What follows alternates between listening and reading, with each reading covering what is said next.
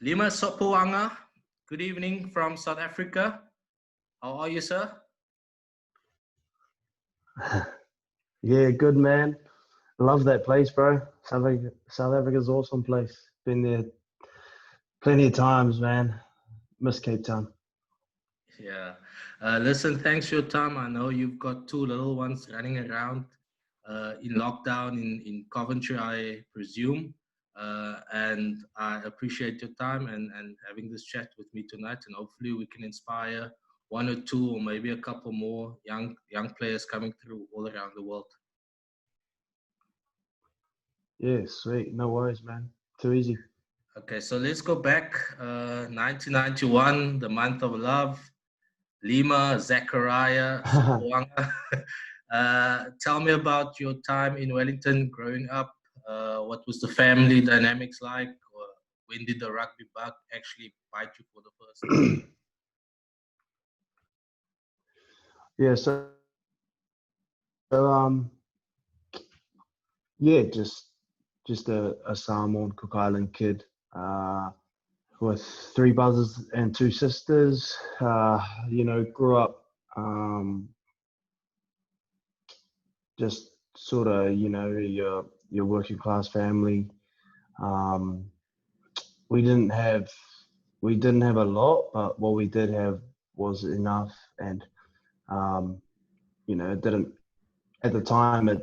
We didn't realize sort of the situation we were in. We weren't, living in complete poverty, but we weren't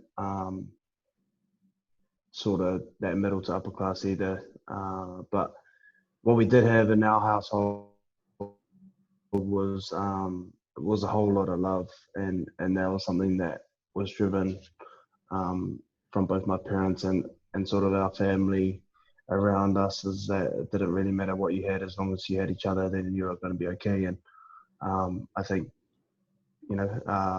just looking back now and after becoming a parent myself, just the many sacrifices that my mum and dad had to make to raise six kids was pretty special. After sort of going through it myself, having kids. But yeah, we were just sort of a normal Polynesian family. Um,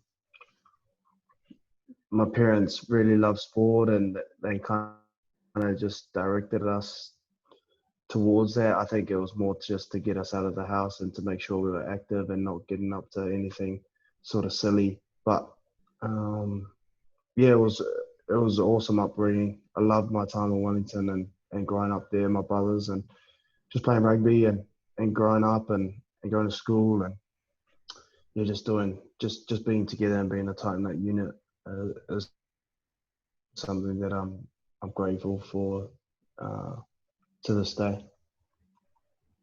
Okay. Wellington College, high school. Who was your sort of heroes growing up? I know there was All Black flyers like Andrew Mertens, Simon Culhane, Stephen Basher played for Wellington, Carl Spencer, and then obviously after them came Dan Carter. Who was some of the guys that you look up to as a teenager? I guess as a teenager, I looked up to guys that I knew who were from my area. So there were guys like Ma'anonu, Piriwipu, Mia Tialara, those kind of guys, because they were they were born and raised in Wellington, grew up in Wellington, went to school in Wellington, and then played rugby in Wellington. So it was definitely those guys who I looked up to as a young kid coming up. Yeah. So, oh, sorry. No worries. Oh. Bless you. Oh, oh, bless you too, brother. But yeah, so it was sort of those guys coming through and watching club rugby, and you'd see those guys run out for their clubs, whether it be for sort of Wainui or Petone or Orient or Rongotai. So it was yeah, probably those three for me, because I was born and bred in Wellington. Hmm. As a youngster, did you ever dream about becoming an All Black?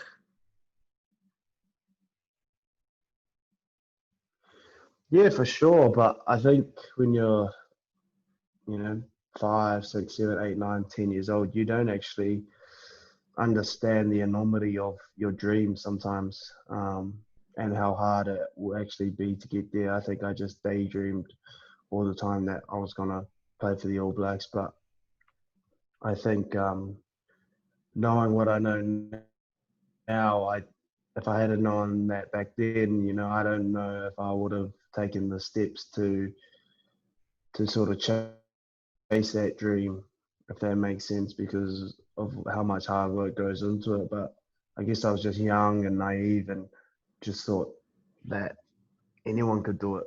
But we all know that's not the case, is it? And so yeah, as a young kid, I definitely had these crazy dreams, but I never thought it would actually come true. Okay, so let's fast forward to 2011. You've been playing for Wellington in the ITM, and then moved south to the Highlanders. How did that come about, and what was the influence? Did you have an agent at the time? Was it how did the call come about?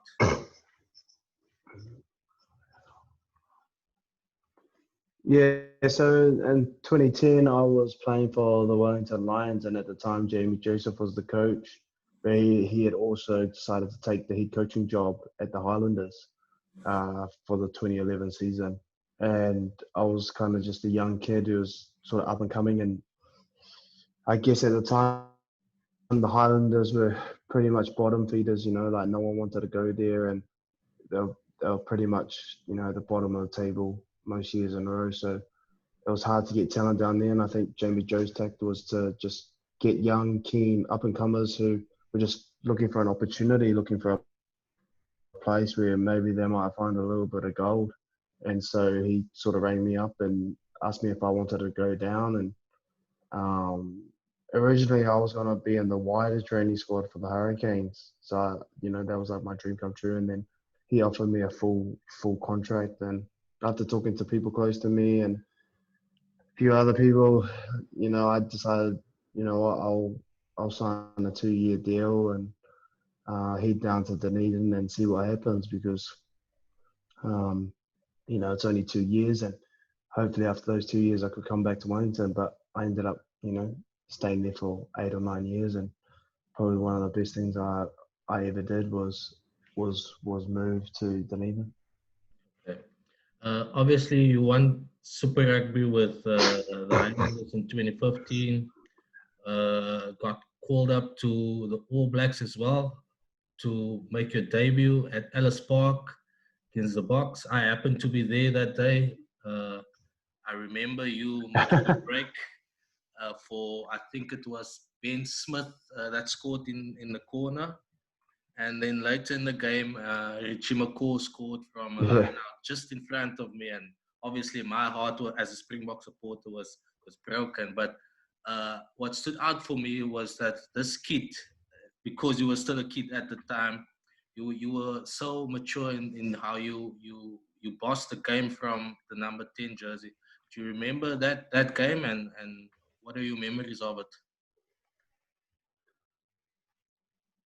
Yeah, I think it was so fast, man. Like it was so crazy sitting there after the game and just thinking that I'd play my first test for the All Blacks because there's no tougher quadrant to walk into. I don't believe for your first game than South Africa at Ellis Park. Like when you walk in that stadium and you walk down that massive tunnel and you see 65,000 green jerseys, it's it's pretty surreal and it's pretty daunting. Um, Now that I think about it, and it was, I guess when I think about that whole experience, I think the whole bus trip into Ellis Park was pretty crazy. You got people throwing stuff at the bus and, little kids screaming at you and, grandmas and grandpas like pulling the fingers. And it's all part of the experience of going to Ellis Park and trying to get a win, like it's a tough place to win. And I guess for me at the time, I didn't realize how big of an occasion it was to be making your debut at 10 for the All Blacks at Ellis Park, because I think in my mind, I had already seen it since I was like 10 years old. I had already dreamt it so many times in my head that I was going to be in the All Blacks. Um, and so it felt like I had already been there in my dreams. So I didn't really, I was just more excited for the occasion, because in my mind, I was just like, if this is the first and last time you'll ever wear this black jersey, you might as well, go out with a bang and do it the way you want to do it, and play the way you want to play, and have fun and really enjoy the moment. And I think that mindset really helped me in my debut, because 10's such a pivotal position, and it's quite a hard spot to be at, and you're trying to boss a team around that has players who have played 100 tests and you have played zero. So like, and then on top of that, you're playing in South Africa at altitude, um, in front of 65,000 screaming Springbok fans who are baying for blood. It's pretty surreal. So for me, I just think, when I look back and I think about it, I just think, oh man, I was pretty lucky to just not even think about the moment. I just kind of never let the occasion get on top of me, and I just wanted to go out there and um, realize a lifelong dream, and that so many people had uh, put their time and their money and their effort and their wisdom into me growing up. And I guess this was my time to kind of show that respect back by going out there and laying it all on the line, and hopefully playing well for those who are back home in New Zealand. So after that test, was it disappointing not making the World Cup team at the end of the year? Because I think Carter, Bowden Barrett, and I think Colin Slade was the All Black tens at the time.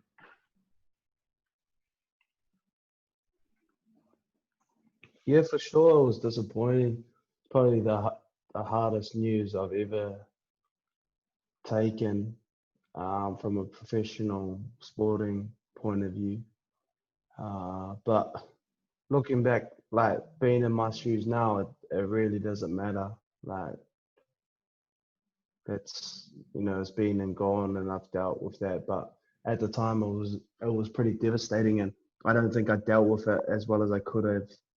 Um, After the news, I think I maybe just lost a little bit of passion and drive, because it sucked the wind out of my sails. But hindsight's a wonderful thing, and it's just one of those things that you go through in life. Like, life isn't all sunshine and rainbows, and sometimes you've just got to go through a bit of heartache.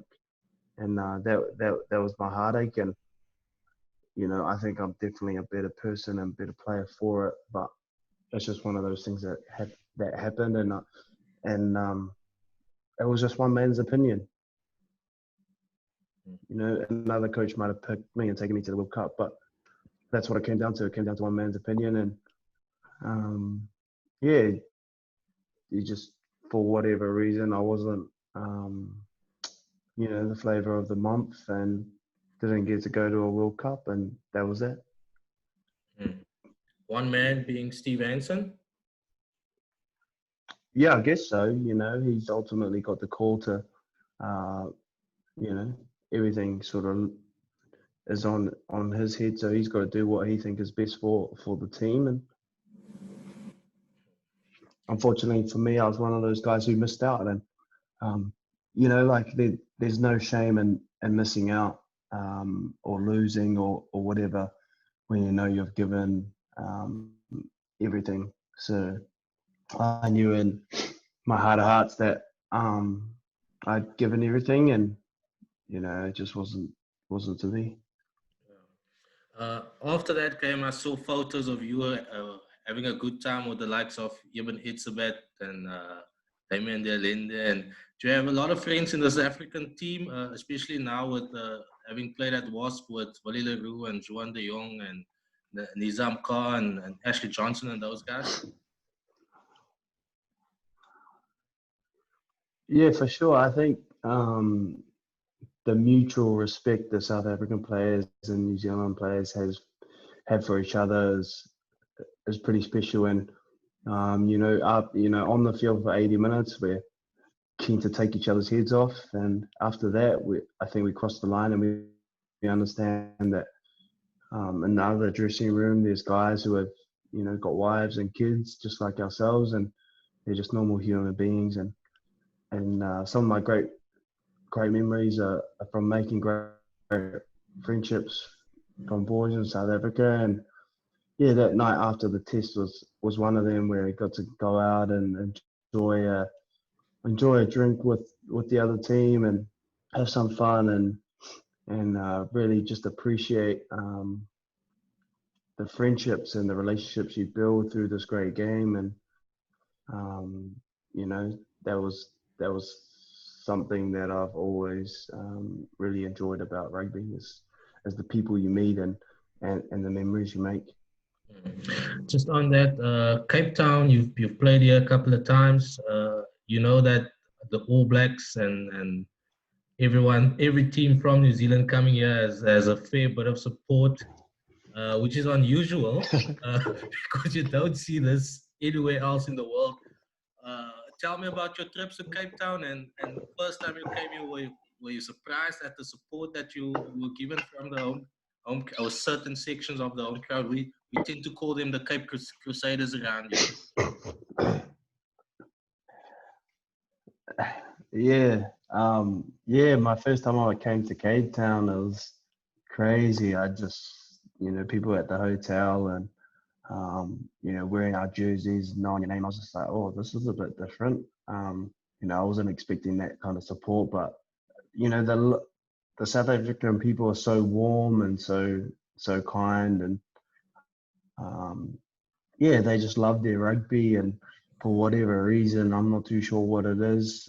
A lot of them seem to support the All Blacks and New Zealand rugby, and especially the Polynesians or the Pacific Islanders. I'm not too sure why. Maybe that's got to do with sort of the connection between sort of the coloured and the Polynesians. I'm not too sure, but um, yeah, it's a special place. Cape Town is probably one of the one of my favourite places to go and visit for a rugby trip.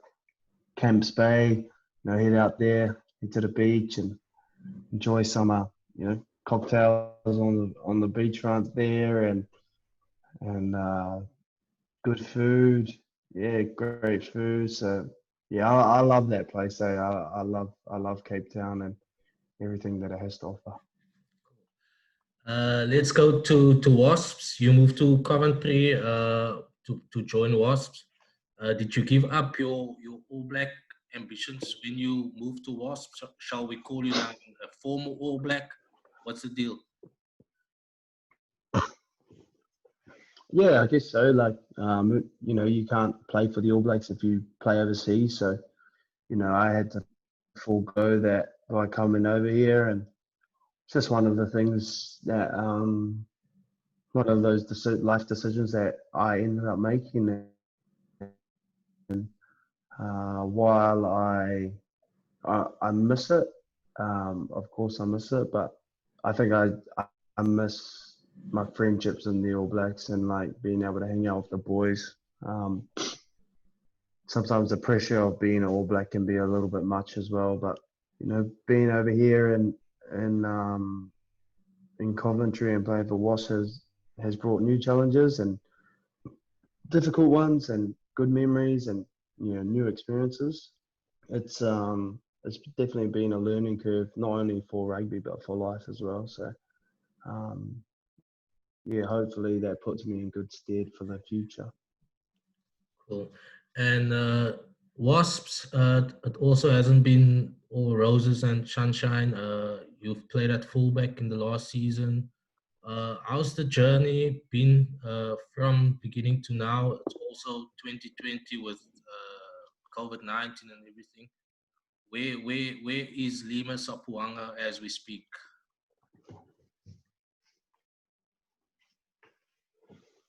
Yeah, so right now he's probably a guy who's um, who's starting to enjoy his rugby again and find the love. I think when he got over here, he was a bit naive and probably didn't prepare mentally enough for the vast changes of moving to the other side of the world and being involved with rugby through a different set of eyes and through different set of players and whatnot. So it took myself time to adjust, and I think that whole process was a pretty difficult one, and I wasn't able to hit the ground running here and play as well as I would have liked. And yeah, it was just all a bit different and all a bit hard. But and it was probably I probably started to hate rugby through that period. But now I think I really look forward to it, and I've gone through that and gone through sort of the ups and the downs, and now I just can't wait to rip in and really just try my best before everything is sort of over. I've got one more year left on my contract, so just give everything that I have to this club and see what happens, and hopefully hopefully we can win something and do something really good with this team. Almost done, Lima. I see that you have a bit of a cold there, so I won't keep you for much longer. After Wasps, do you go back to Dunedin, go back to Wellington? You're going to come to Cape Town to play for the Stormers? What's in the plans? Yeah, I've got to ask Sia if he's got any more rand over there for players like me to come and experience Cape Town, eh? Yeah. I know Sia very well. He's a great man, and you probably call him the king of Cape Town right now, or the king of South Africa. But yeah, I'm not totally too sure what the future holds. To be fair, it's all a bit strange right now with COVID and what other leagues will look like. Nobody knows. Super Rugby looks like it's set to change, and you don't know what the Japan League's going to be like and the French League as well. So there's who knows what's going to happen. So I'll play out this year and see what happens, and um, you know make my decision in sort of 6 to 8 months time from now, and hopefully there's a whole lot clearer picture of what I can do and where I can go, and hopefully my form speaks for itself, and I'm playing some really quality rugby. Two more questions. That overhead kick that you do, where does that come from? Where did you learn it? Do your coach, I don't know whether it was Tony Brown at the time, do your coach approve of that? Do you practice it? What What's the story? Yeah, it was actually Tony Brown's idea. He's pretty crazy. He's got awesome, awesome. He's an awesome coach. He's probably my favorite coach I've ever had. Him and Jamie Joe. But yeah, he just said, "What do you reckon if you turned your back and just kicked it over your head? Because it would disguise the kick a whole lot better." I was just like, I don't know about that." He's like, "Oh, we'll just try it." During the week, I was just practicing it. It wasn't really coming off during the week, and then in the game, why suck in a holo? He just said, "Do the kick, do the kick," and I was like, "Oh, sweet, okay, I'll just do it, stuff it," and I just did it, and it came off. I wish we scored, because that would have been on my highlights reel forever. But yeah, it was pretty cool. Yeah. Final question. Hashtag BLM, Black Lives Matter. I see you very active on social media, on Twitter, and especially on Instagram. What is your take on hashtag BLM?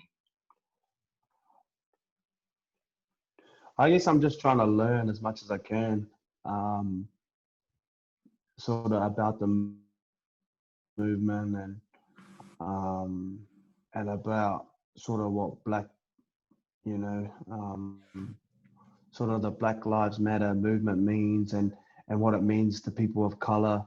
Um, and yeah, I guess for me, I'm just trying to educate myself as much as possible, and I've been subjected to sort of racial slurs in my lifetime, but um, probably not to the extent of sort of African Americans and other cultures around the world. But I guess my stance on it is that I fully support the movement for sure, and you know until sort of Black lives start to matter, then the world can't go forward. You just have to go through history and read up on sort of the things that um, sort of indigenous and people of color have gone through over history, and the atrocities is you just can't fathom it that um, people have had to go through so much for so long constantly, and nothing changes. And it's just when does it come to an end? So it has my support for sure, because from my perspective, we're all same, we're all human being, and I just you just want equality. That's all they're asking for, is just equal rights. And I don't think that's too much to ask. Like, you see so many injustices between um, the way that black people are treated and white people, and it's shocking. Um, but I hope that in the age we're in now, with the information that's available to us, that things can change, and that um, things around the world will start to get better for everyone, but in particular, people of color and indigenous people. Lima Sopoaga, please thank Miriam and your daughters Miller and Isla for your time. I appreciate it. I hope you everything of the best day in Coventry. Be safe, be healthy, and we look forward to seeing you on the football field again. Thank you so much. Thank you, brother. Thanks for having me on. I appreciate your time as well. Thank Thank you. you. Have a good evening. Cheers. All right. See you, my brother. Keep in touch. You too. Thanks. See you, bro.